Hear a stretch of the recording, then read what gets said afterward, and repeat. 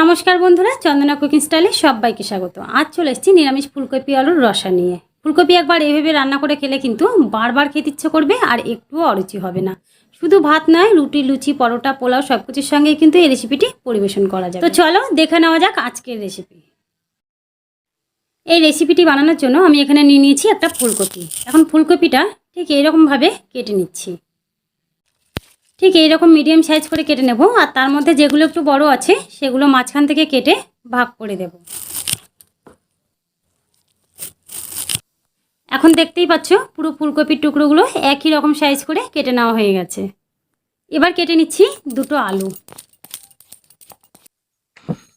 আলুটাও ঠিক এরকম সাইজ করে কেটে নিয়েছি। এবার এখানে একটা বাটির মধ্যে নিয়ে নিয়েছি গরম জল। এখন এই জলের মধ্যে দিয়ে দেব 1 চামচ লবণ।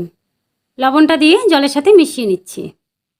এবার এই জলের মধ্যে দিয়ে দেবো কেটে রাখা ফুলকপিগুলো। এতে করে ফুলকপির ভেতরে যদি পোকা থাকে সেটাও বেরিয়ে আসবে আর ফুলকপিটা খুব ভালো করে পরিষ্কার হয়ে যাবে।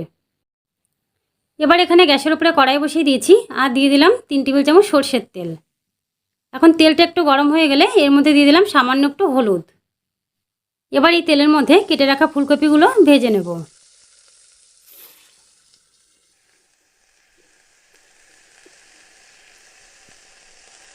এখন ফুলকপিটা ঠিক এরকমভাবে ভাজা হয়ে গেলে এবার তুলে নেব।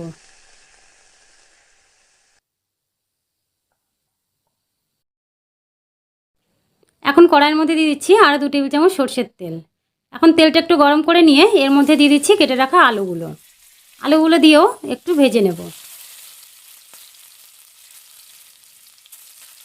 আলুটা ঠিক এরকমভাবে ভাজা হয়ে গেলে এবার তুলে নেব।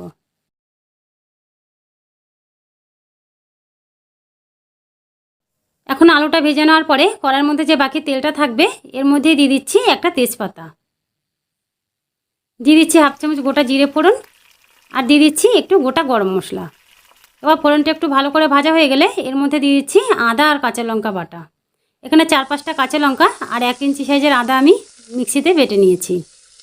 এখন আদা আর কাঁচা লঙ্কা বাটাটা দিয়ে একটু সময় ভেজে নেব। এখন এর মধ্যে দিয়ে দেবো একটা টমেটো বাটা। একটা মিডিয়াম সাইজের টমেটো আমি মিক্সিতে বেটে নিয়েছি। এখন টমেটো বাটাটা দিয়ে আবারও ভেজে নিচ্ছি।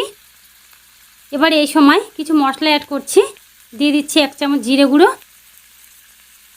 1/2 চামচ ধনে গুঁড়ো, 1 চামচ লঙ্কার গুঁড়ো, 1 চামচ হলুদ গুঁড়ো আর পরিমাণ মতো লবণ।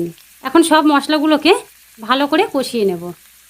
আর মশলাটা কষানোর সময় গ্যাসের আঁচটা কমিয়ে দেবো, নাহলে কিন্তু মশলাটা নিচে পুড়ে যাবে। এবার মশলাটা কষানো হয়ে গেছে, মশলা থেকে তেল ছেড়ে দিয়েছে। এখন এর মধ্যে দিয়ে দিচ্ছি পোস্ত আর বাদাম বাটা। আমি এখানে 2 চামচ পোস্ত আর 25 গ্রাম মতো কাজু বাদাম বেটে নিয়েছি।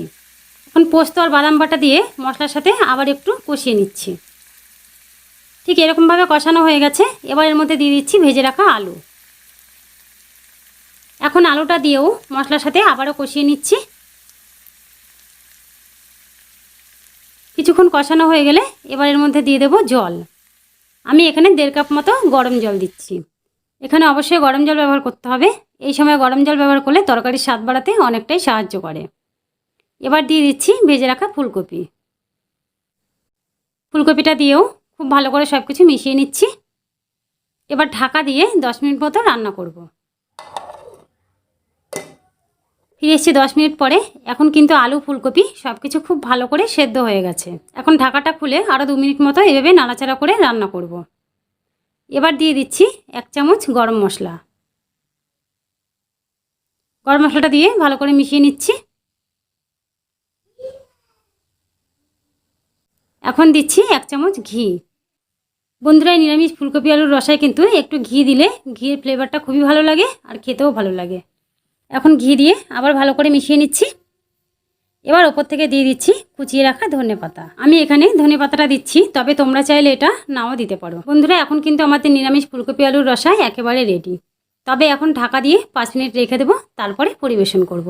একটু সময় ঢাকা দিয়ে রাখলে যে ঘি, গরম মশলা, ধনেপাতা দিয়েছি তার সুন্দর ফ্লেভারটা তরকারির সঙ্গে খুব ভালো করে মিশে যাবে। চলে এসেছি 5 মিনিট পর। এখন কিন্তু আমাদের নিরামিষ ফুলকপি আলুর রসা পুরোপুরিভাবেই রেডি হয়ে গেছে। এবার কিন্তু ভাত, রুটি, লুচি, পরোটা, পোলাও সব কিছুর সঙ্গেই এই রেসিপিটি পরিবেশন করা যাবে। তো বন্ধুরা, ভিডিওটি ভালো লাগলে প্লিজ একটি লাইক করবে আর চ্যানেলটি সাবস্ক্রাইব করে পাশে থাকার অনুরোধ করছি। আর তোমরা যদি এরকম কোনো নিরামিষ রান্না চেয়ে থাকো তবে অবশ্যই আমায় কমেন্ট করে জানাবে। আবারও দেখা হচ্ছে নতুন কোনো রেসিপির সাথে। আজকের মতন এই পর্যন্তই। ধন্যবাদ।